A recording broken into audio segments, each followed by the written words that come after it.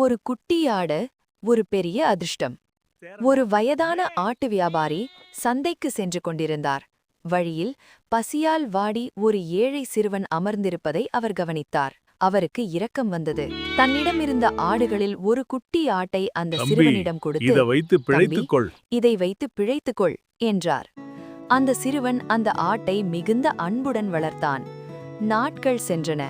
ஒரு நாள் அந்த ஆடு மேய்ச்சலுக்கு சென்றபோது ஒரு பழைய புதருக்குள் சிக்கிக் கொண்டது. சிறுவன் அதை காப்பாற்ற முயன்றான்.